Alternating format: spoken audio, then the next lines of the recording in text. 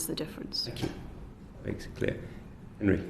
Mr. Chairman, thank you very much indeed. Foreign Secretary, thank you for being with us today. If I could take us slightly back to talk of sanctions, of course, Russia's aggression and the Putin regime war on Ukraine has been the main focus of sanctions, both from the UK and our allies, and indeed we will be developing that further.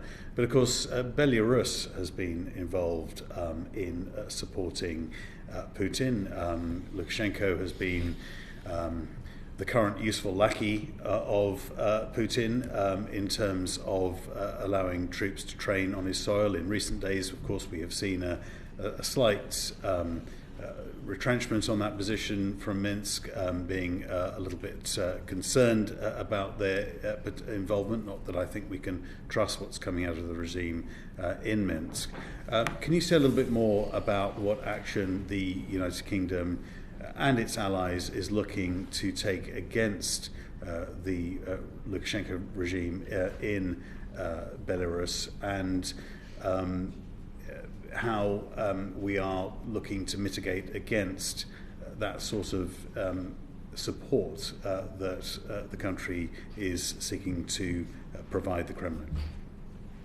You're right that Belarus has been aiding and abetting the Putin invasion of Ukraine, and we will be applying. We've already got sanctions on Belarus. We'll be applying more sanctions, and the measures in the economic crime bill will help us do that quicker.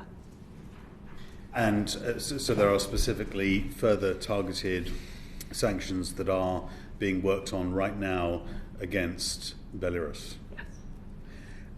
If I may, Mr. Chairman, talking about other countries in the region, this time not necessarily in terms of sanctions, but in terms of the threat posed to them by the Putin regime in Russia.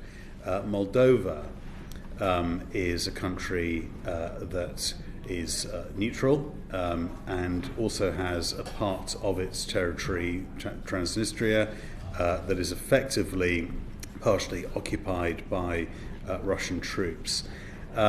What support is being provided towards Moldova?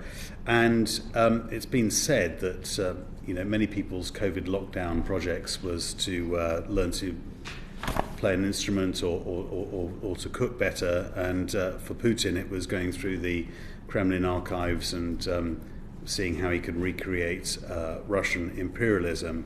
What kind of threats do we see towards countries like Moldova and indeed others if Putin isn't stopped with regard to his action in Ukraine?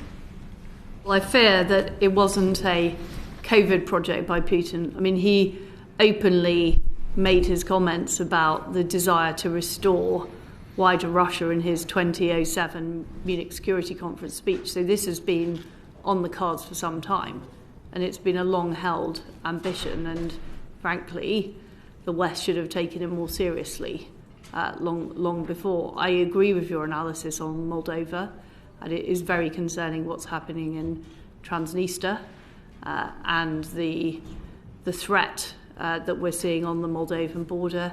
The UK has sent humanitarian teams to support Moldova, and we're looking at what more we can do, as are our allies across NATO.